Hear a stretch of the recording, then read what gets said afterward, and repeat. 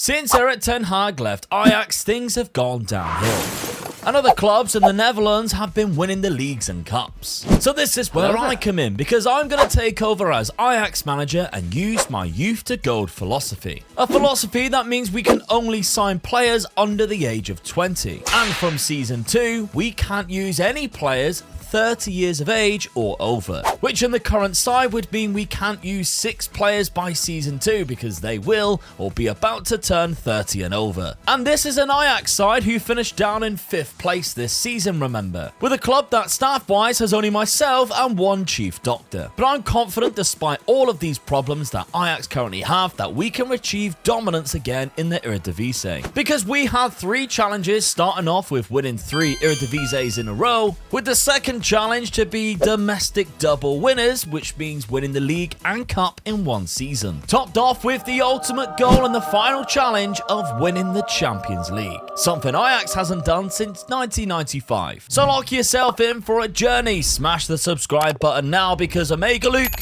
Youth to Gold with Ajax, is underway.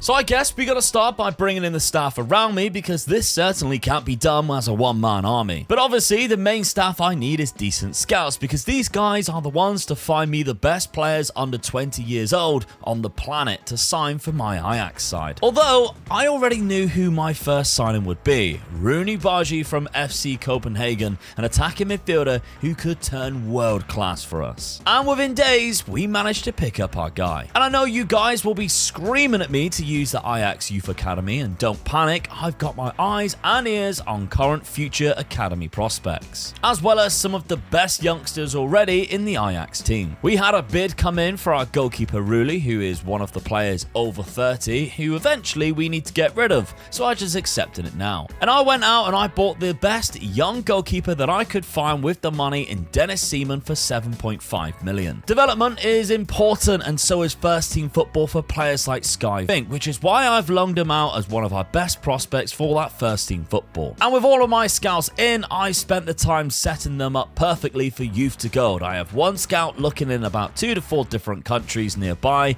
or for a maximum age of 19, with 4-star potential ability and 1 scouting the whole of Asia until I sign up more scouts to cover more places. So to begin with, I'm setting up in a classic 4-3-3 for season 1, and my only change that I'm going to make sure I do is play Dennis Seaman in goal, because goalkeepers are the hardest position to buy for on Youth to Gold, so now that I've got my guy, we need to chuck him in early. And our first course of action is to make sure we qualify for the Europa League, which we are still trusting Seaman to do, but unfortunately without Rooney Bargi, who's injured for 2 months. But after getting through 2 rounds, we were eliminated by Victoria Paulsen and dropped down into the Europa Conference League. So let's see how we get on in season number 1 at Ajax before we really start implementing the Youth to Gold process. During the season, I managed to increase the amount of scouts I was allowed to from 10 to 13, and I also used my current scout recommendations to sign Naipan from Rosenborg, but I did loan him straight back to their club. As the season progressed, things were neck and neck going into the final few games with Feyenoord in the league as we were level on points. We also managed to get ourselves all the way to the semi-finals of the Conference League with Brighton to play then, as well as getting to the final of the Dutch Cup, so the domestic double is already on in season 1. And with just 1 game left in the league, we are only in second on goal difference to Feyenoord, who, would you believe it, are the team we have to travel away to in the final game of the season, and we have to win the league. But with us coming so close, the one thing I didn't expect was to go to Rotterdam and get battered 5-0. But that's exactly what happened for us, unfortunately.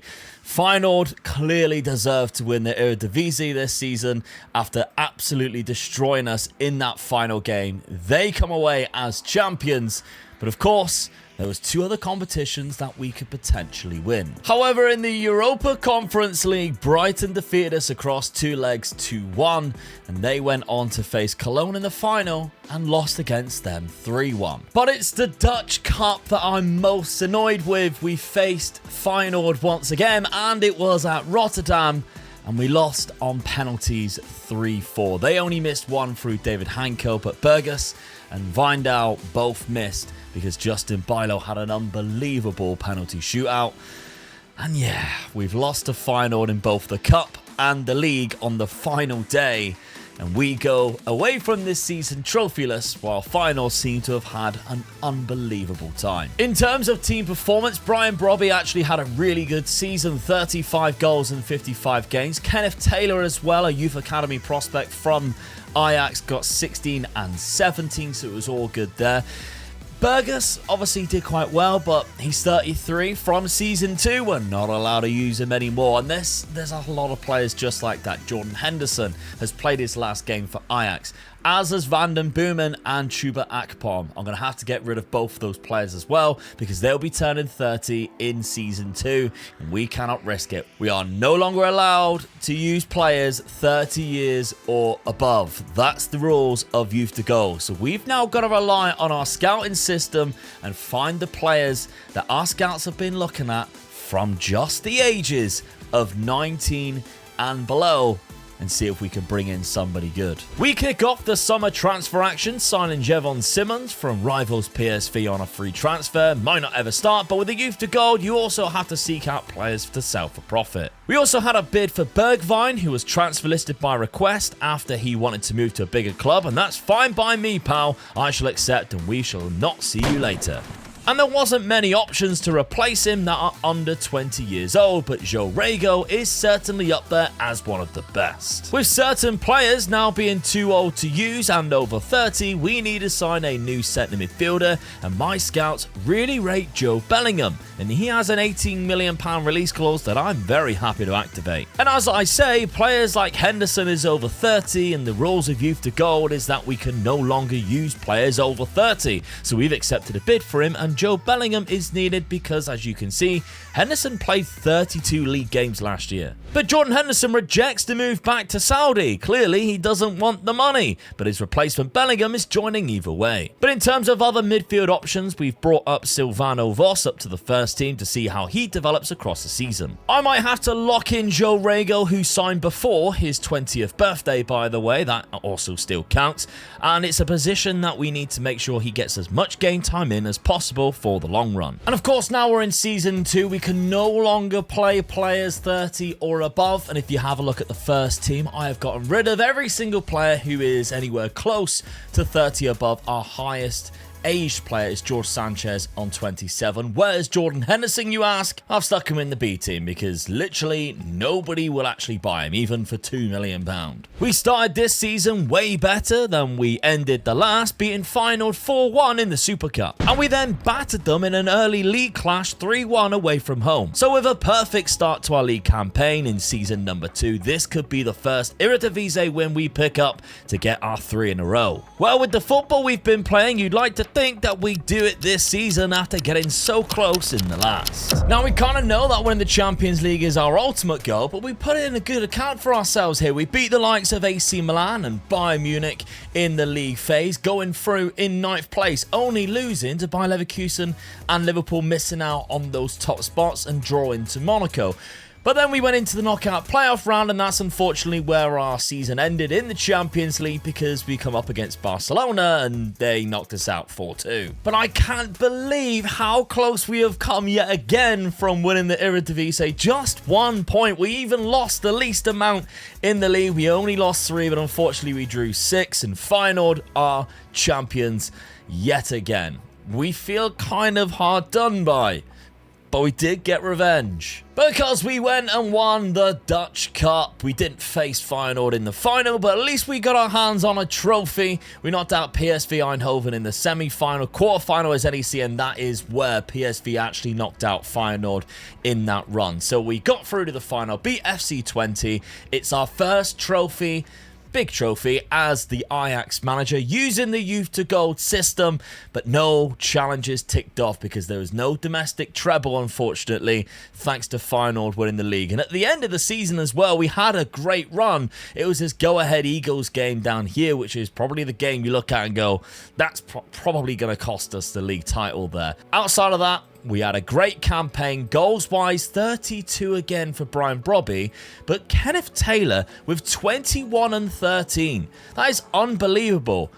Rooney Baji, though, 20 goals and 23 assists from that right-hand side. The guy has developed incredibly, and that's why I knew I wanted him to be one of the first names in the door through the youth to gold system. Joe Rego still finding his feet, 11 goals and 14 assists across the season. He's done all right, and new boy Joe Bellingham has definitely stepped up. He played a good amount of games this season, developed quite nicely. It's exciting to see what he's going to do for us next year. With £60 million of the transfer budget, one name stands out at the top of my scouts' recommendations, and I just can't resist Lamine Yamal. There may not be another chance to sign such a talented player, and I feel like I have to put a bid in for him, even though it will cost me the majority of my transfer budget. But even with installments added on to the transfer bid, Barcelona want more, and rightfully so, I guess. But eventually, we strike up a deal of up to £84 million. And I can't believe I'm going to say this, but Lamine Yamal is going to be an Ajax player in season number 3. He's also going to miss the start of the season through an injury as well, so that's just great, isn't it? Spurs tried to tempt me into selling Kenneth Taylor to them, but I still felt like the player was worth a lot more to me than what they were willing to pay, so I rejected the bid. On the outs, though, it was just loans, with Voss and Naipan going out for first-team football, and I've even changed the tactic this season, adopting a weird formation, trying to get as many as my attacking and midfield players all in for first-team football.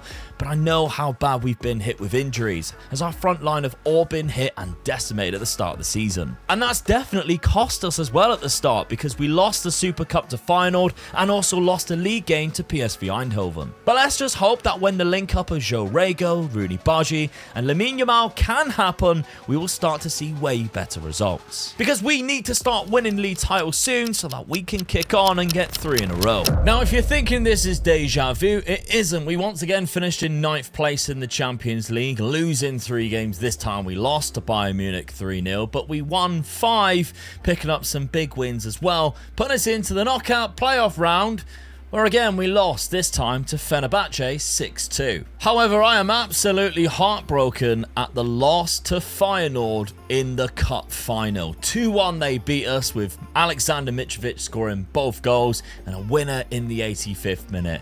That one really hurts. But it doesn't hurt as much as losing the title for the 3rd season in a row as Ajax manager, going down to the final day of the season. Feyenoord won by 3 points. We dominated the average rating. 5 out of 5 in the top 5 had the highest average rating this season. Brian Broby had 20 league goals.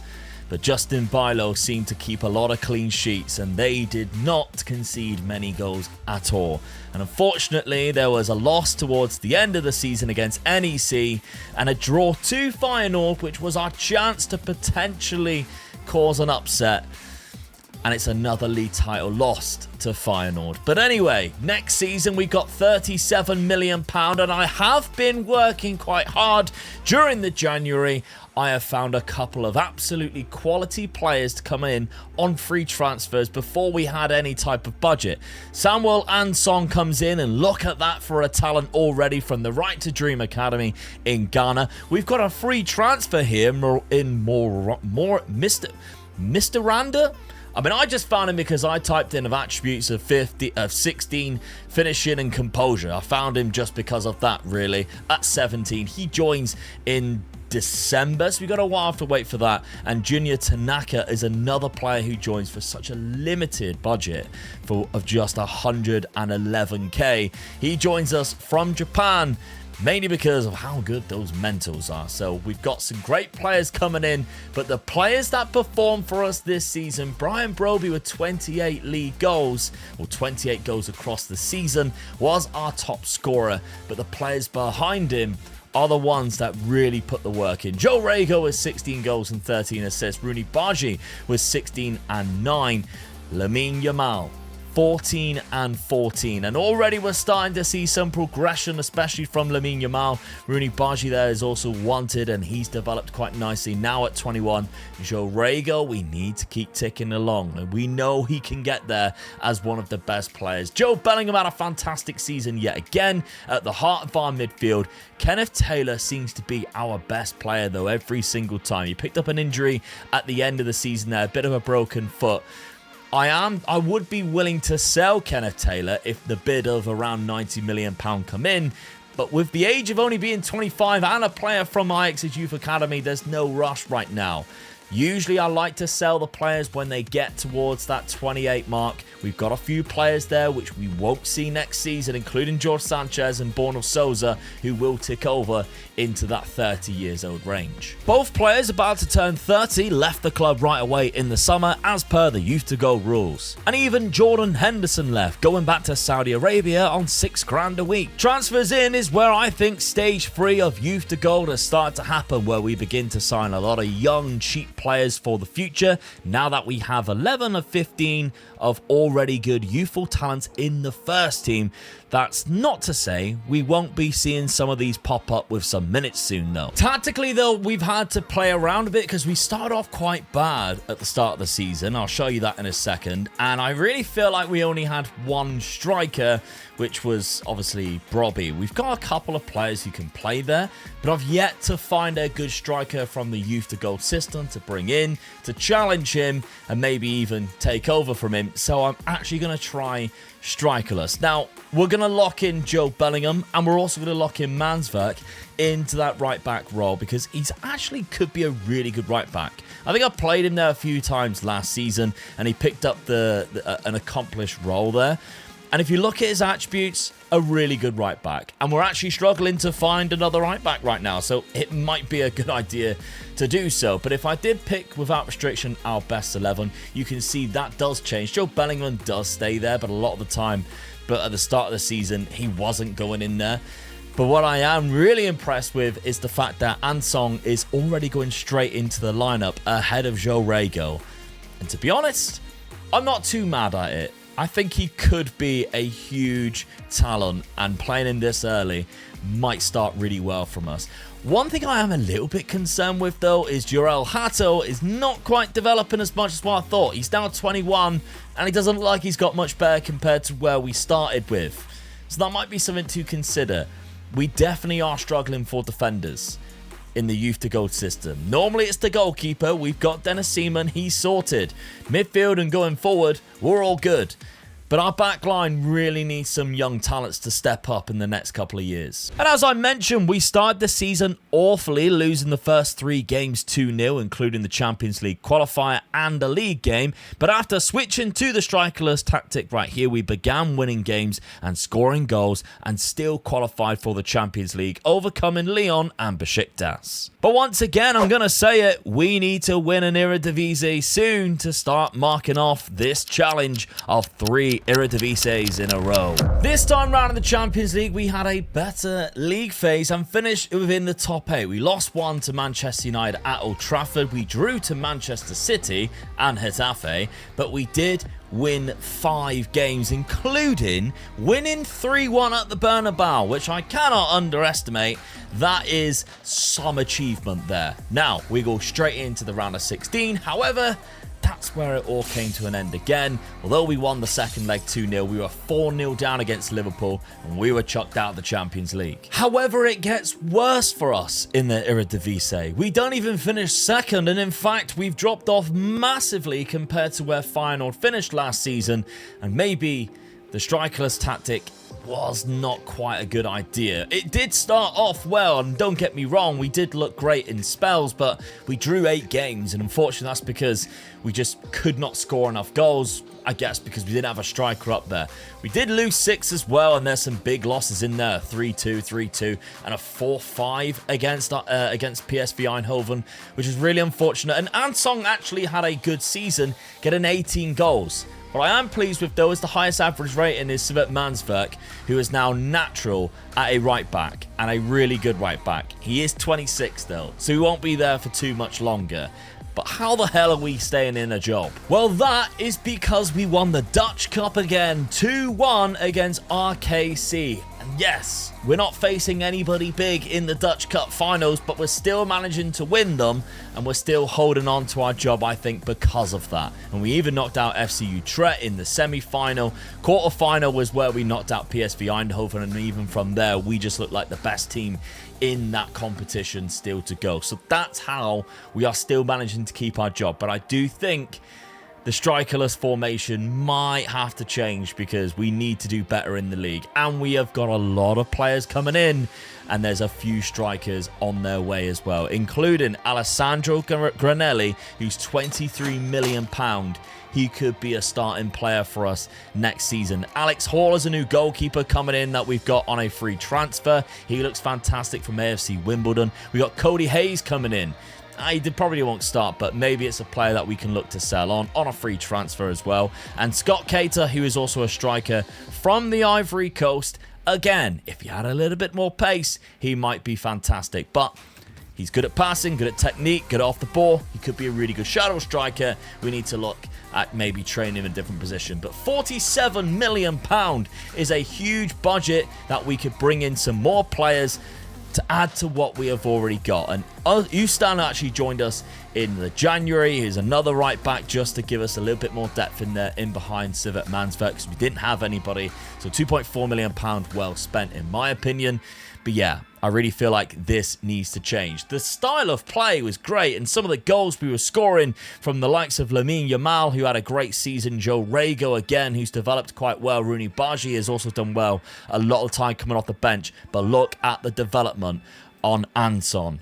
Already, after one season, the development has come through. He is looking a phenomenal attacking talent. It's basically when Mohamed Kudus was at Ajax, we now have a new version of that from the Right to Dream Academy, which is exactly where he came from as well, Samuel Kudus. Now, 26 goals is phenomenal for a shadow striker.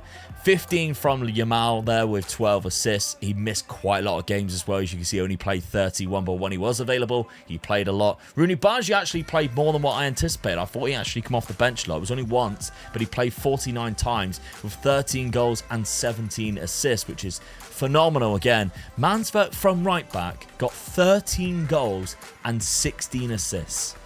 That's unbelievable numbers. Outside of that, though, not a lot of greens in the average rating, especially compared to previous seasons. I'd like to change that, really, into next season. There's no doubt about it, the Dutch Cup is keeping us employed at Ajax, and winning anything else seems way out of our reach right now. With interest coming in from the UAE, it was time to sell Vindal, who is also 28. And that's because Edgar Flores, who is a Colombian we signed a couple of seasons back, is ready for first team football after a fantastic season for the B team, in which he picked up 12 assists. We reverted back to a 4-2-3-1 tactic, but there's a few names in this team that I might need to introduce you to. And that's because we spent quite a lot of our transfer budget, and yet we still have loads left. But that's the beauty of youth to gold. The gold part is that you will make a lot of money and probably not be able to spend all of your transfer budget. We had £17 million going out in Vindal. There was another £5 million going out. A lot in loan deals too. We actually loaned out Brian Broby for £2.3 million to Rennes. We all know I hate them. But even Miranda, who went to Emmen for £1.6 million. This was a free transfer, and we've already loaned him out to get first team football. And he's made us loads of money. Like, that's the beauty of youth to go. You just sign all of these players, get loan deals for them where they have to pay you, and you're making your money back already. But there we go. So we've got a lot of new guys coming in that I have spent money on. And this is where I'm starting to take gambles on players that will cost me a little bit more. Alright, other than Yamal. But we've got the likes of Bruno Godoy for £10 million. He's gone straight into what I would say a bit of a development role. I've got him playing for the B team. Probably won't get any first team minutes, but £10 million for a 19-year-old. Very good with both feet. He looks decent. He just needs a bit of development and first team football before I decide to bring him in to the first team. I actually signed a player from Rennes because he's a really good right back. The 19-year-old right back who I think Sivert Mansvert can then be allowed to play elsewhere, because this guy would have the potential to be a better right back. So he comes in, Michael Karavordian. So he comes in as well. There's also some players like Jack Needham from Wellington Phoenix, who we might not see him play this season, but maybe a loan deal or two, and he could be quite decent. He's actually gone out on loan there, back to his former club. Granelli, of course, comes in. That was £23.5 million. That is a gamble. However, I have also brought in another striker in Kademar Tori from Palmeiras for £14 million. And I can't work out right now which one I want to play more, but they're both in the lineup either way. Ali Mohammedian is another centre-back that we've brought in. And then finally was Alex Hall that we've seen earlier, who's finally turned 18. There's also another loss at the start of the season to Feyenoord in the Super Cup, and a loss of the opening day in the Eredivisie to AZ Alkmaar. But it's Europa League football as well this season, and it can't be any worse than the last. Surely. Or can it? Because we lost in the quarter-final of the Europa League to Valencia 3-2 on aggregate after what seemed to be quite a promising start. We won 7 out of 8 games in the league phase, finishing top of that league, 7 wins, and we played amazingly well too. Only losing 1 game in total to Braga, going through to the round of 16 where we knocked out Sparta Prague. We were thinking it was all going to be good, and that's when Valencia knocked us out. And it still isn't getting any better in the Eredivisie. What are we now? Season 5, and we have yet to win a league title. Some would say that is absolutely disgraceful as Ajax manager. But with the Youth to Gold system, I promise you, we just need to be patient, and it will come. We finished quite far behind PSV Eindhoven, who won their first for a while. Feyenoord actually finished in second place there. Yeah, a little bit awkward. Thankfully, though, we've done it again. We won the Dutch Cup, and we beat Feyenoord in that final 2-0. So that is a huge positive. We are just Cup Kings, I guess. That's 2 in a row for the Dutch Cup. I don't know what really went wrong this season, but what I will say is I was trying to bed in 2 players into this first team that might not be ready yet, including the right back that we brought in. Sivert Mansverk did a fantastic job there last year, but I think in the long run I needed to play a young right back there for obviously to play better in the long run, whereas Sivert Mansverk is now going to be 28 this season. I can't really afford to keep playing him at right back when I'm going to have to sell him within 2 years. I need to find a better right back. So I'm hoping with another year under his belt, this man here can start putting in the performances that Mansverk did. But I guess a successful trial up front was Cadamartori, who I played more than I did Granelli, and he did very well. 29 games, he got 13 goals, which is okay. It's not bad for £14 million. That is a bonus. He got 8 assists as well, which is decent. So I think that is definitely a success story. I'm unsure about that shape, and I definitely think it will change in the season again. I'm turning into my dad with the Tinkerman, but again, the player of the season is Samuel Ansong. This man has been amazing once again. The goals, 15 just in the league, playing that shadow striker role, but 27 in total. He got 8 in 9 games in the Europa League. He was absolutely phenomenal. With being supported by Rooney Bargi, who got 21 and 22 assists. Joe Rego, who got 14 and 7, mainly off the bench. Lamine Yamal, as much as he played every single game, did get a high average rating. Only got 10 goals and 13 assists. Not to mention, we had some bids coming in and some interest. And he is thinking about leaving and has requested to leave on by transfer list. So £119 million is the price that's set.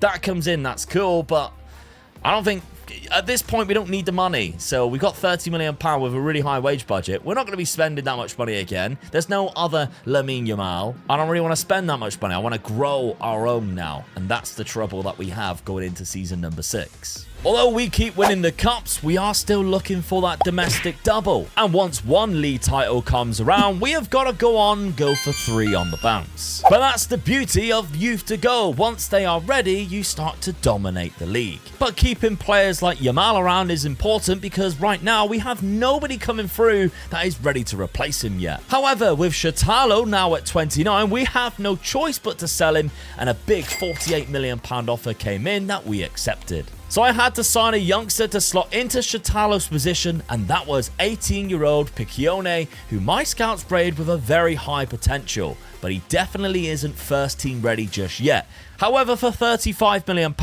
he might just have to be unfortunately stuck in there anyway. The only other option is that we signed Alex Humble just before he turned 20 years old, but he's even further from being ready, off of Hull City for £13 million. A lot of other new youngsters joined the ranks as well for some cheap prices. Maybe they will develop, or maybe they will be sold on for a lot more money, and maybe they will get loaned out like Diego Arias, who we've risked loan into PSV, even though he seems a cracking player this season. I've tried to simplify the tactic a bit more and given my trust to these two guys to start every single game. And outside of the Super Cup, we've had a great month to open the season, including an 8-0 win in the Eredivisie. Will it continue though and hopefully earn us our first league title as we go on into season number 6? Well, we won't be relying on the cup to keep our job this time round because Vitesse knocked us out in the second round. That's awful. Nor will winning a European trophy because we were out of the Europa League to Brighton yet again,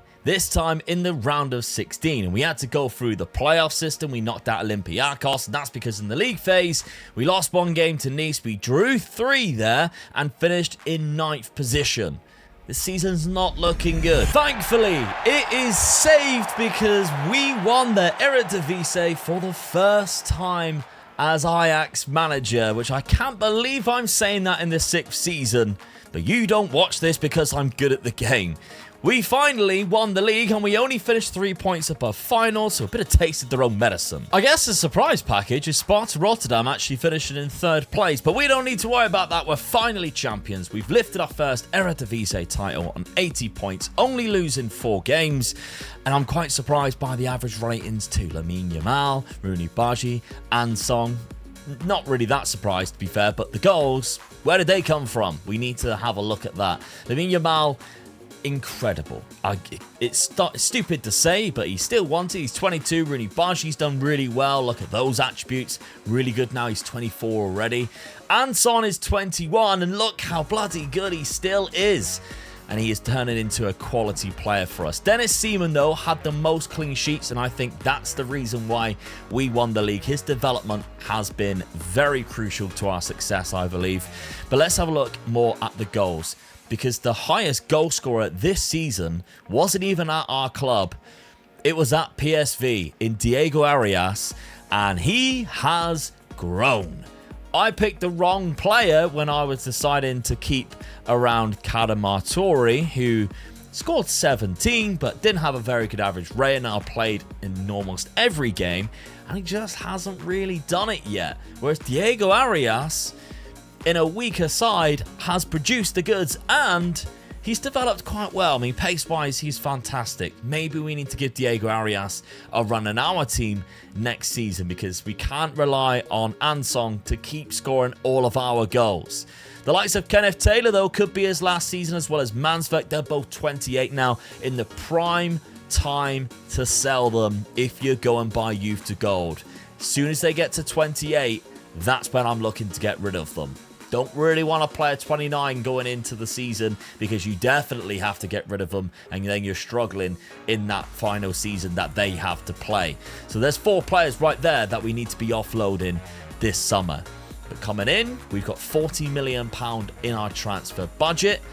Built up with whatever we can get from player sales should give us enough to replace those guys with a lot in our youth system. Now, it's the first time I've clicked on this tab here, but you can see there are some players who are developing quite nicely in our B team and in our under 18s. In our B team, we have quite a lot of players with very high potential that we have brought in and played a lot of games. I mean, there's some guys in there that have even got into the first team, and we've got to be happy with that. Granelli is one of those guys who's been teetering on the edge of both. I wish I could give him more game time. Maybe I should have when I seen how bad Cadamartori has been doing.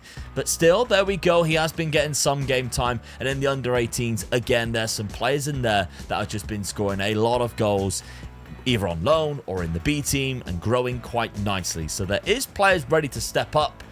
There's no players that I would say are definitely guaranteed to be in our first team next season outside of Diego Arias. First league title 1 going towards the 3 on the bounce, but typically we couldn't pick up that domestic double this season. But going into the summer, there weren't too many new signings, and Bad Boy was one of them. The striker with a badass last name joins us from South Africa for 400k after spending another season on loan at Kaizer Chiefs. I spent, and some would say wasted, most of my transfer budget on Bruno Costa, who I then loaned back to Paços de Ferreira for 30 £20 million for first team football. I actually really struggled this transfer window finding the type of player that I wanted to bring in, decided against selling Mansverk and Kenneth Taylor this season in hopes of winning the title for the second time in a row for the challenge. A sacrifice I was willing to make, however there are huge changes in terms of tactic, and I don't think you are prepared to see this because even I don't know what this is, and there are some new players breaking into the first team, but it fits most of our best players getting into the squad, and it's been doing well. Because the first game we played against PSV in the Super Cup, this tactic slapped them 5-1, and outside of a draw that we actually dominated in the Eredivisie, we have been scoring so many goals it's scary, and I like being feared by our opponents. And the goals we have been scoring have been coming from all positions on the pitch, which I prefer over just relying on one guy scoring the goal and nobody else contributing. Not to mention, the build-up play has been sublime for some of these goals too. It's a gamble with us needing to win 2 more league titles in a row, but fingers crossed it pays off. It's our first time back in the Champions League after a couple of seasons just in Europa, and we've done really well. We finished in 5th place in the group stage, only losing 2 games to Frankfurt and Milan, winning 6 games, beating Arsenal, Bayern Munich, Galatasaray 7-3 in Galatasaray, all the way through to the round of 16 where we knocked out Liverpool 5-1 on aggregate, which tells me this tactic could also be quite good when we're underdogs, which is good to know as well. However, we go against Arsenal, who are the title holders of the Champions League, and they eliminated us 4-2.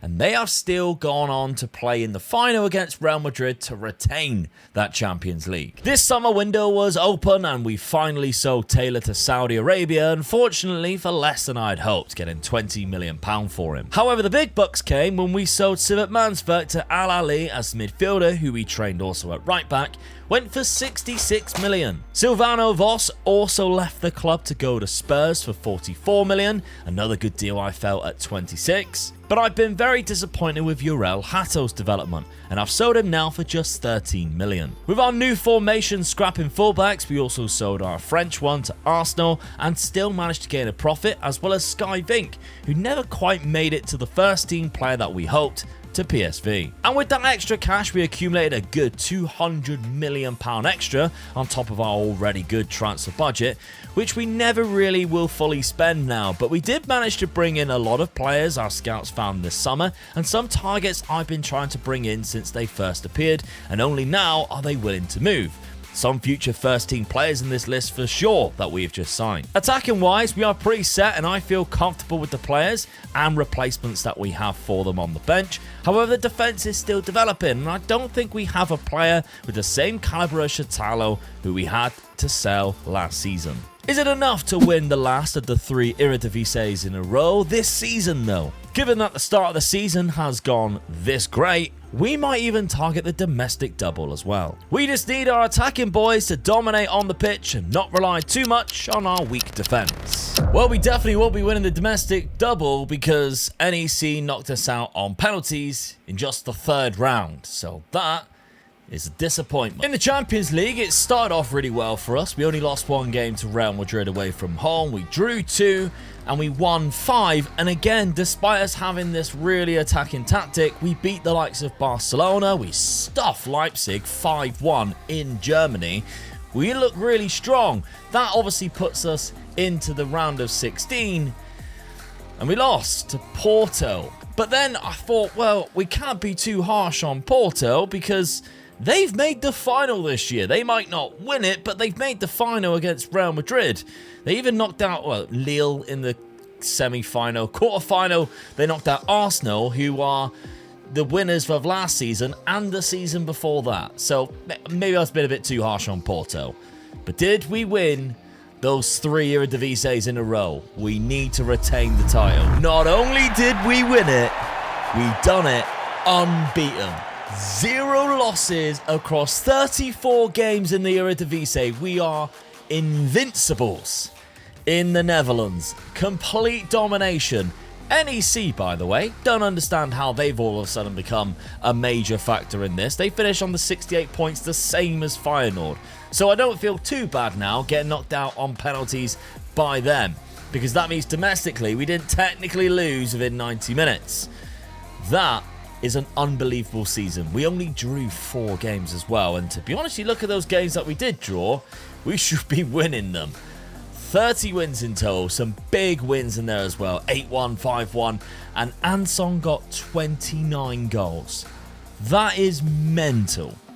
Absolutely incredible. We dominated the average rating again. We had the most player of the matches. That is our 3rd title in a row.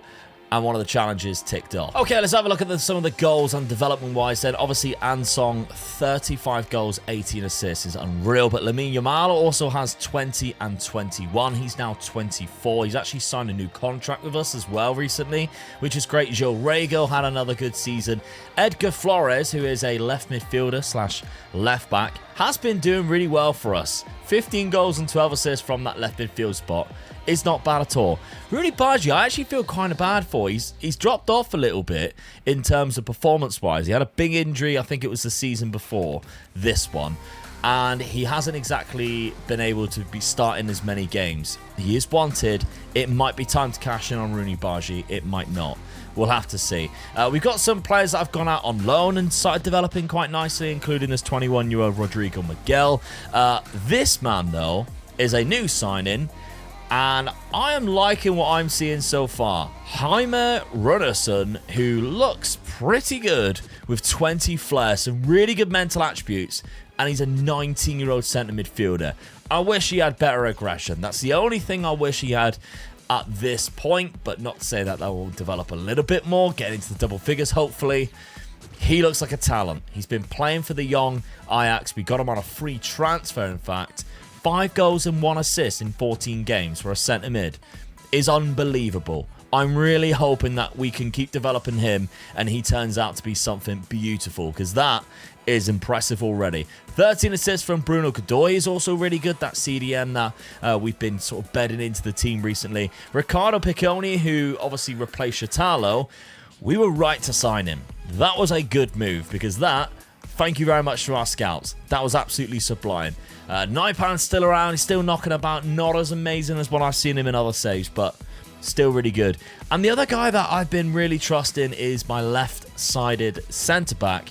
We needed somebody in there, and he has really stepped up. That is Franatovic, who is from Croatia, 19 years of age. This is his 2nd season. He didn't play at all last year.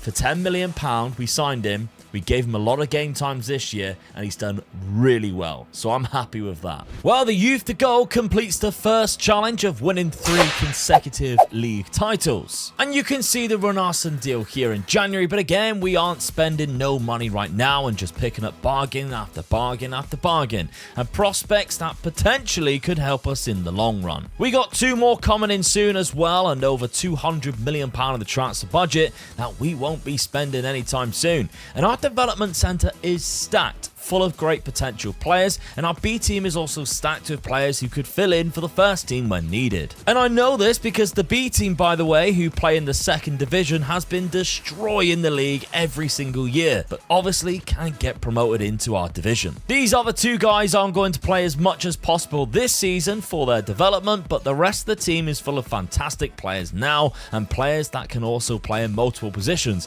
So our squad depth is probably 2 to 3 squad sizes in terms of balance, and it's good to see us still scoring a lot of goals in every single game at the start of the season. But we are in season number 9 now, and we really need to be thinking about that domestic double. Not to mention, we haven't even got past the Champions League quarter-final yet. Could this be the season we manage to step up to the last 2 challenges? Well, it wasn't an unbeaten season, but it's still complete domination. 18 points above Feyenoord will take another league win. Just the 2 losses, and it's only 2 1-0s. But in season 9, we finally get the domestic double done, and what a way of doing it. 7-2 in the final against Feyenoord.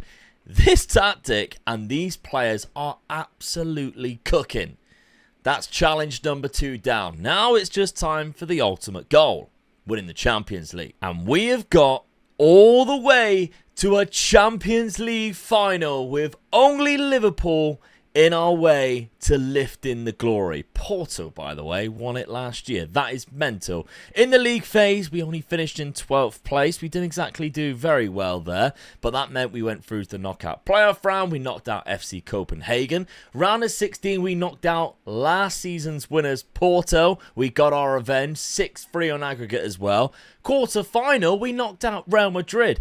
Everything is going our way right now. We're big. We're knocking out all the big boys. And in the semi-final, Barcelona, we destroyed them. 5-1 in the second leg. 6-3 on aggregate. And now it is just Liverpool to play in the final. Managed by Xabi Alonso with some unbelievable talents which would have worked for us in the youth to gold, including João Neves if we picked him up in Season 1. I mean, that is absolutely disgusting. Look at the state of that.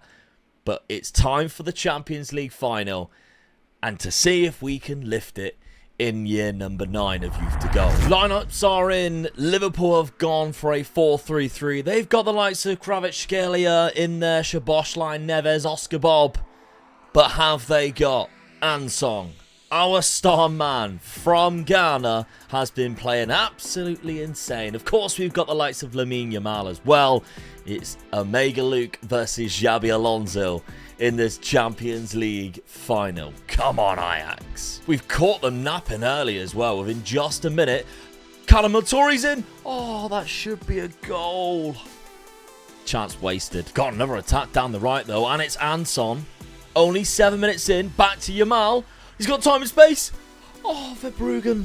It's another corner. Liverpool's keeper's having a blinder, but we've got a chance from a set piece. This could be a good opportunity not to lose it. Runarsson needs to be smart here. Okay, we found a guy. We found both our centre-backs. Let's not lose it. Oh, Yamal maybe on a run. Possibly. Godoy, he's found Yamal. Kalamotori, he's offside. I did think he was off. The ball to Yamal was just a little too late. Offside, that ain't going to count. VAR's going to check. I could see that. Come on. Don't need VAR for that. Miles off. Oh, another set piece, though. Yamal. Headed out. Come on, don't lose it. They got what? We have them pinned in, by the way. Pinned in. Humble. Formerly of Hull City, may I remind you. Piccioni to Yamal. There's a ball to Ansong. He's a danger man. Oh, I think he's off again. It's a great goal, but he's off. That's 2 he's stuck in. Oh, don't tell me we're going to get sucker punch from a set piece. Don't tell me. Beraldo, get it out. Uh-oh. Hickey, Yamal, cleared. The danger isn't cleared, though. Yamal. Beraldo again. We're going to work this left-hand side to Hickey. Oh, Szoboszlai. This is dangerous. I don't like it when highlights take this long. I do not like it. Sabani. Look at this team. João Neves, one of the best midfielders, if not the best, in the world. Kvaratskhelia taps it in. Off the post. He was offside. But that's the danger that they can cause. Okay. Now it's time for us. Kalamotori's already put the ball in the net twice. João Neves on. That was risky. Joe Rego. Go on, get it in. Yamal. Godoy. Go. What's a deflection, but we'll take it. Second half on the way. And straight away, a highlight. I say straight away. 11 minutes gone. We have a highlight. Franatovic. Godoy. We've got good ball players. This formation allows you to be able to spread the ball nice and wide, but still compact the midfield. Ansong there. Yamal. There's a ball to Joe Rego. That's another great save. 66 minutes on the clock. I'm making 2 changes. I'm bringing off Joe Rego. I'm bringing off Runarsson. And I'm bringing on our first ever signing, Rooney Bargi and Job Bellingham. These guys have been with us from Season 1 and 2. Can they make a difference in this Champions League final and help us over the line to lift the trophy? Kalamotori whips it in just over the bar. Verbruggen probably would have saved it, though. Only deflection can get past him right now. Oh, we're into injury time. 96th. Come on, we've done it. Champions League winners, and that is the 3rd challenge done. Using the youth to gold method, we have rebuilt Ajax to be champions of the Eredivisie, winning the title 3 times in a row, lifting the domestic double as well, and of course now we are Champions League winners. The save game file will be on Patreon and channel members for them to look over the save and even steal the tactic if you wish. But please make sure you're subscribed for more challenges and check out this video where my dad rebuilt Spurs across 10 seasons.